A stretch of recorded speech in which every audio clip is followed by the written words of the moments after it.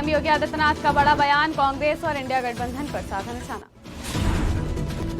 मथुरा में कोलकाता कांड के विरोध में प्रदर्शन, मथुरा में बेटियां सड़क पर उतरी।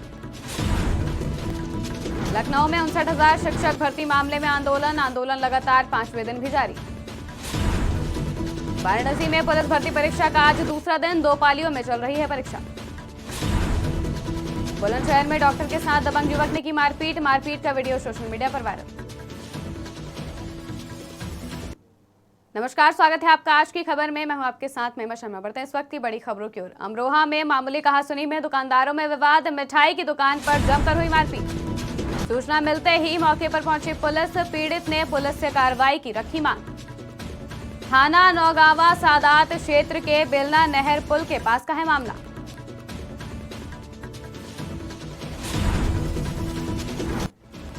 अमरोहा में मामूली कहासुनी में दुकानदारों में विवाद, मिठाई की दुकान पर जमकर हुई मारपीट। सूचना मिलते ही मौके पर पहुंची पुलिस।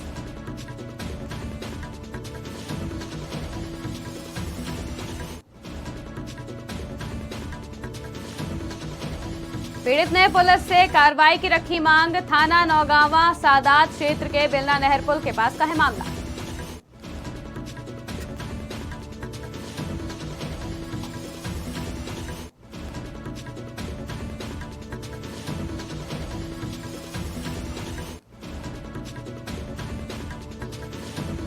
अमरोहा में मामूली कहासुनी में दुकानदारों के बीच विवाद हो गया, मिठाई की दुकान पर, जिसके बाद जमकर मारपीट हुई।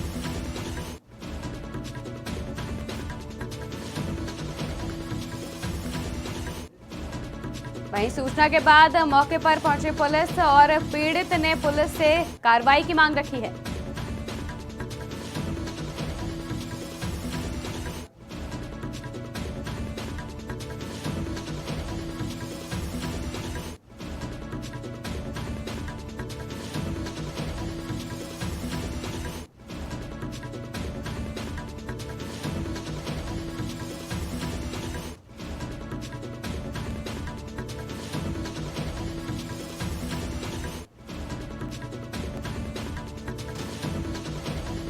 अमरोहा में मामूली कहासुनी में दुकानदारों में विवाद।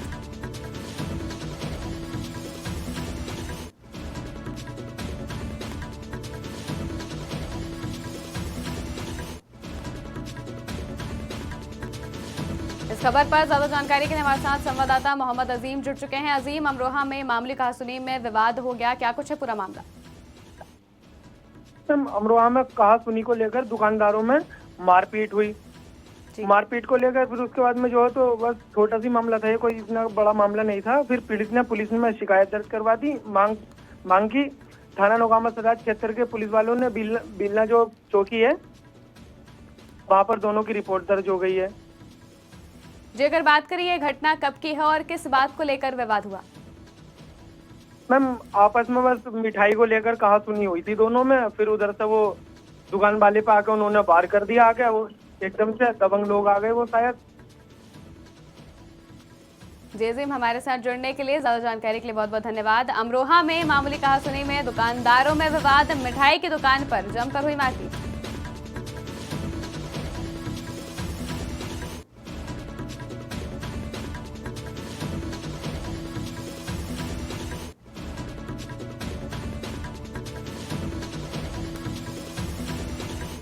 सूचना मिलते ही मौके पर पहुंची पुलिस, पीड़ित ने पुलिस से कार्रवाई की रखी मांग।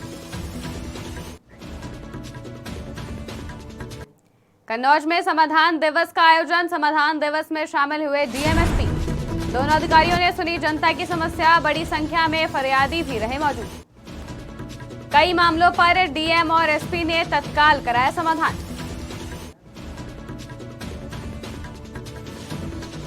कन्नौज में समाधान दिवस का हुआ आयोजन।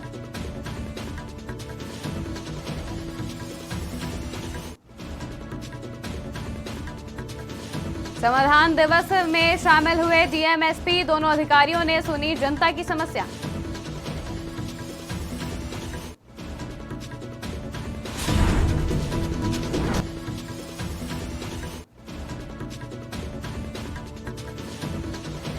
जनता की समस्या सुनी अधिकारियों ने बड़ी संख्या में फरियादी भी रहे मौजूद। कई मामलों पर डीएम और एसपी ने तत्काल कराया समाधान।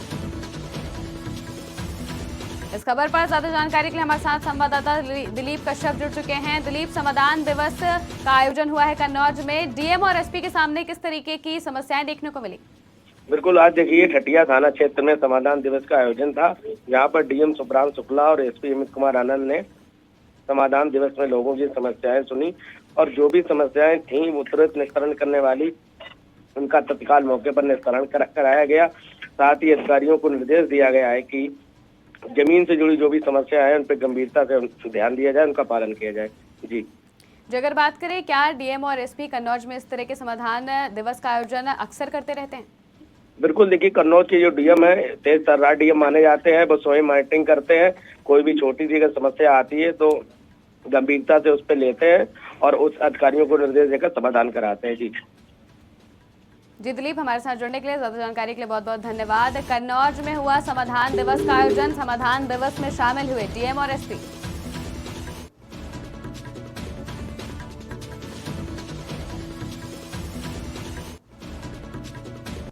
सोनभद्र की मारकुंडी घाटी में गिरा पहाड़, वाराणसी शक्तिनगर स्टेट हाईवे पर मलबा बिखरा। मलबा बिखरने से लगा जाम, मलबा आने से आवागमन हुआ बाधित। रास्ते से मलबे को हटाने का कार्य तेजी से हुआ शुरू। चौपन थाना क्षेत्र के मारकुंडी घाटी का है पूरा मामला।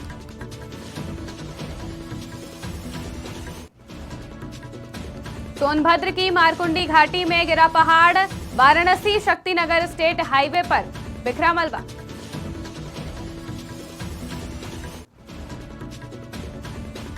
हाईवे पर मलबा बिखरने से लगा जाम, मलबा आने से आवागमन हुआ बाधित।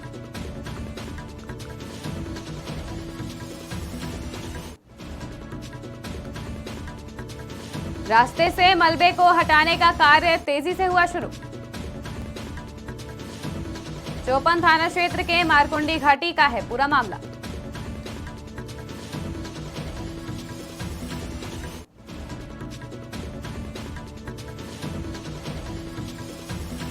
सोनभद्र की मारकुंडी घाटी में गिरा पहाड़, वाराणसी शक्तिनगर स्टेट हाईवे पर बिखरा मलबा।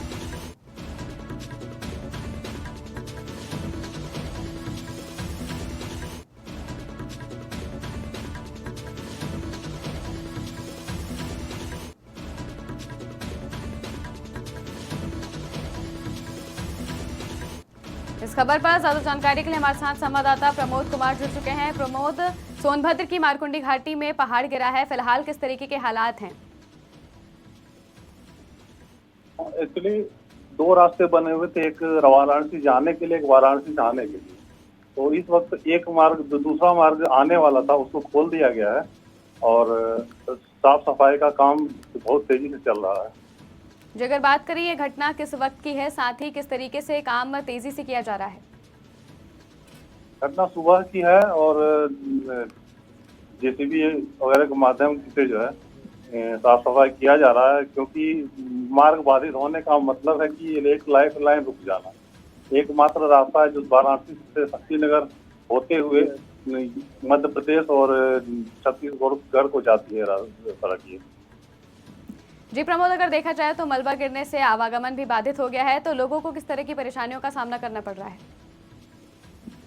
आमतौर पर यहाँ के लोग परेशानी में आते हैं, लंबी यात्रा करने वाले, जैसे बसें चलती हैं और मालवाहक साधन जो चलते हैं रोड पर, वो लंबी दूरी के होते हैं और सामान्यतः लोकल वहाँ मूल निवासी बहुत कम ही परेशान होते हैं, क्योंकि एक रास्ता खुला रहता है जाने के लिए उनको और आने के लिए। तो पहले एक ही रास्ता था, मारकुंडी में काफी ऊंची चढ़ाई पड़ती है मारकुंडी की, तो उस सरकार द्वारा जो है जब ईरकान बनाने लगी सड़क, तो दूसरा एक मार्ग निकाला गया, जिससे अगर कभी बाधित होता है तो दूसरा मार्ग खुला रखा जाए। तो लंबी दूरी के जाने आने वाले जो गाड़ियां हैं वो बहुत ज्यादा बाधित होती हैं। जी प्रमोद, हमारे साथ जुड़ने के लिए, ज्यादा जानकारी के लिए बहुत बहुत धन्यवाद। इस खबर पर ज्यादा जानकारी के लिए हमारे साथ संवाददाता प्रमोद जुड़े हुए थे। सोनभद्र की मारकुंडी घाटी में गिरा पहाड़, वाराणसी शक्तिनगर स्टेट हाईवे पर मलबा बिखरने से लगा जाम।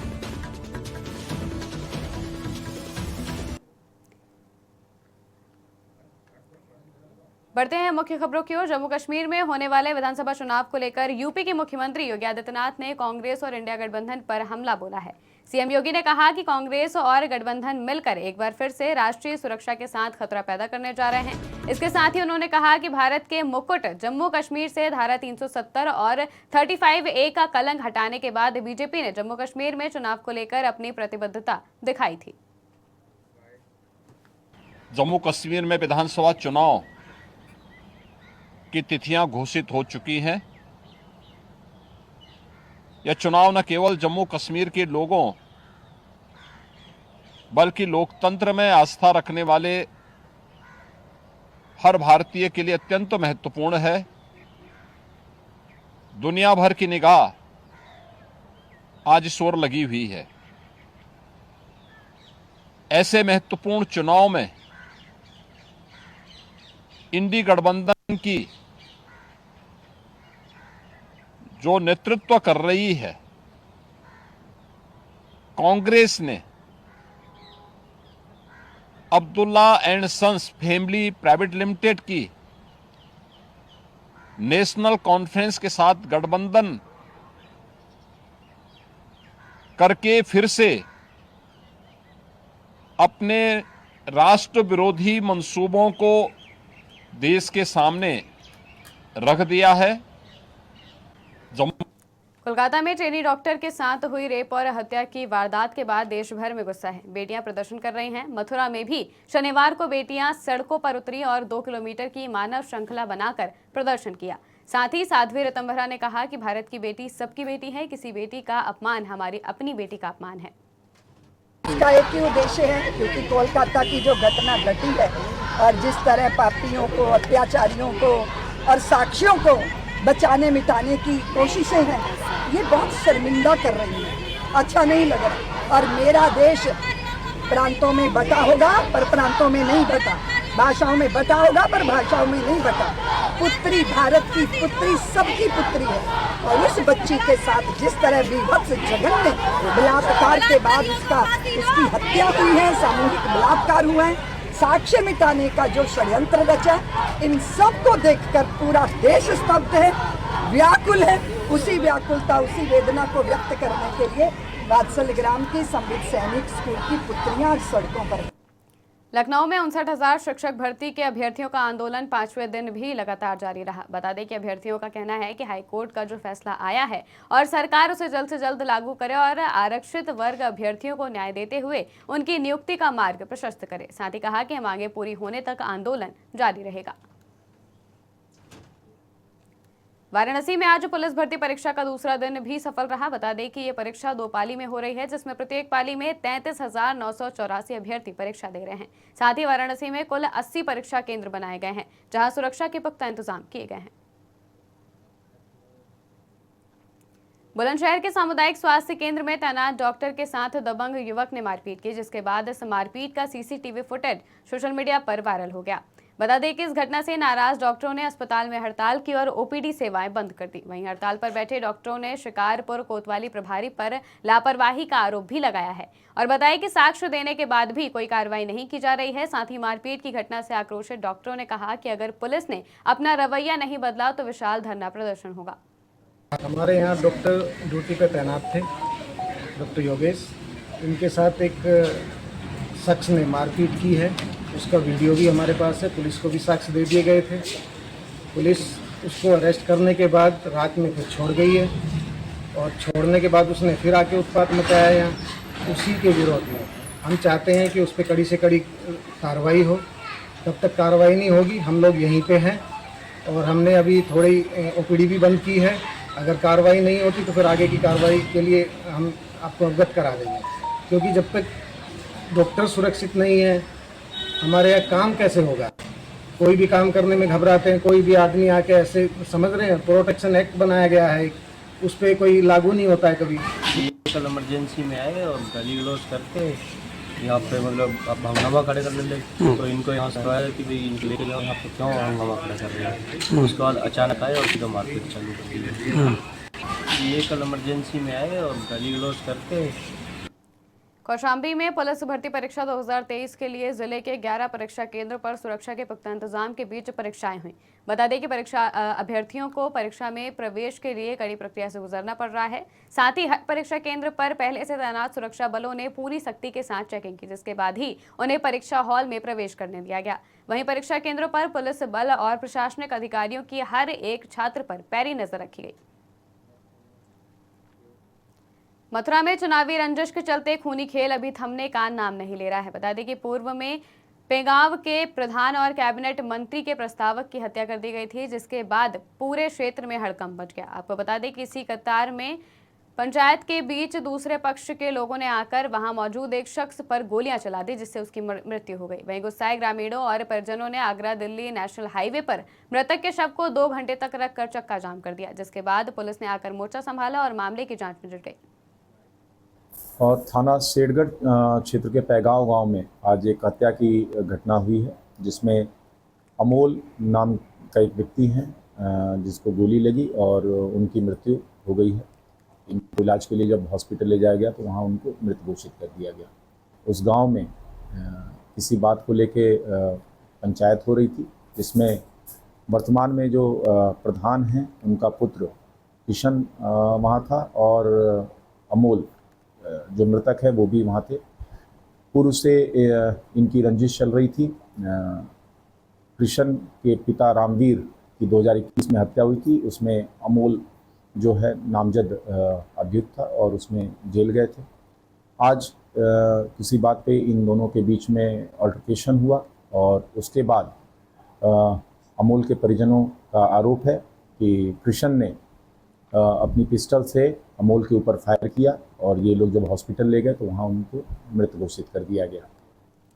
मिर्जापुर के अखोड़ी निवासी ने जिला मुख्यालय पर पहुंचकर अपने जानमाल की सुरक्षा के लिए जिलाधिकारी से गुहार लगाई है। बता दें कि युवक का आरोप है कि वन विभाग के भ्रष्टाचार के खिलाफ जन सूचना के माध्यम से कुछ आवश्यक सूचनाओं की मांग की गई थी, जिसके बाद से वन विभाग के अधिकारियों द्वारा युवक को लगातार फर्जी मुकदमे और गैंगस्टर मुकदमे में फंसाने की धमकी दी जा रही है। साथ ही वन विभाग के भ्रष्टाचार के संबंध में पीड़ित के द्वारा उच्च न्यायालय में रीड की गई थी, जिसमें विभाग पर कंटेम्प्ट ऑफ कोर्ट भी लगा हुआ है।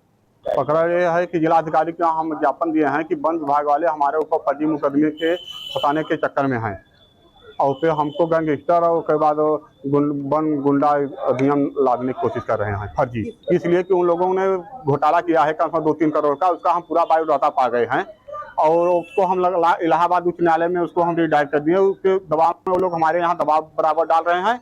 उसके बाद नहीं मान रहे हैं तो बोल रहे हैं कि अगर नहीं मानोगे तो आपके ऊपर इतना मुकदमा लाद देंगे कि जिंदगी भर जेल में वहीं पड़ते सड़क मर जाओगे, निकलोगे बाहर कभी नहीं। DFO कह रहे हैं और उसके बाद वन का नंबर रेंजर साहब वन विभाग के DFO मिर्जापुर वन विभाग और बोल रहे हैं कि का नंबर, इसीलिए हम पूरा मिर्जापुर जिले में जिलाधिकारी को हम ज्ञापन देकर सुरक्षा की गुहार, उसके बाद मुकदमा न लगे इसीलिए उसको ज्ञापन हम दे दिए हैं। रायबरेली में बेखौफ दबंगों ने पुलिस की मौजूदगी में जमकर मारपीट की। बता दें कि पूर्व प्रधान और उनके समर्थकों ने जमकर उत्पात मचाया और लाठी डंडों के साथ धारदार हथियार से पीड़ित परिवार पर हमला किया। वहीं पुलिस की मौजूदगी में कई राउंड की फायरिंग भी की गई। हालांकि दबंगों की दबंगई का वीडियो वायरल हो गया, जिस पर आरोपी अपना पक्ष लेकर SP ऑफिस पहुंच गया। रायबरेली के एक गांव में विवाहिता के साथ दुष्कर्म का मामला सामने आया है। बता दें कि 3 दिन तक थाने के चक्कर काटने के बावजूद मुकदमा नहीं दर्ज किया गया। वहीं पीड़ित महिला के समर्थन में ग्रामीणों ने SP की चौखट पर पहुंचकर न्याय की गुहार लगाई है। आपको बता दें कि पीड़िता के पति ने बताया कि गांव के मुस्लिम समुदाय के 3 लोगों ने उसकी पत्नी के साथ दुष्कर्म किया है, जिसके चलते थाने पर शिकायती पत्र देकर कार्रवाई की मांग पर जबरन सुलह समझौते का दबाव बनाया जा रहा है।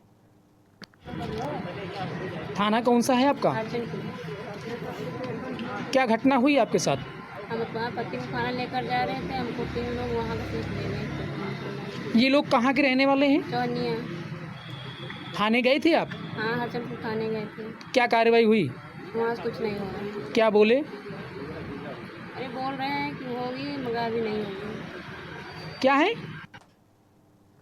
कि होगा मगर अभी नहीं होगा। आज कहाँ आई हो? SP office. ये घटना हुई कि हम अपने खेत में थे, खेती का कार्य कर रहे थे। हमारी बीवी ने 11 बजे खाना लेके गई है दिन में, तो 3 लोग थे जो हमारे गांव के मुस्लिम पक्ष के लोग हैं, जिनका लड़का एक है मुन्ना और सनाब पीर मोहम्मद और एक दूसरा है मुन्ना, जिसका नाम है, जिसके पिता का नाम है मोहम्मद निजाम अहमद, और तीसरा जो है वो उसका नाम है मोहम्मद कैफ। क्या हुआ हमारे साथ, ये जो खाना लेके जा रही थी, इसके साथ में तीन लोगों ने पीछा किया इसका, तो 3 लोगों ने इसको कम से कम 2 किलोमीटर पीछा किया। उसके बाद इन लोगों ने हाथ पकड़ के जंगल में खींचे, इसको जंगल में खींच के ले गए इसको। देश की खबरों में फिलहाल इतना ही। देश और दुनिया की तमाम खबरों के लिए देखते रहिए आज की खबर।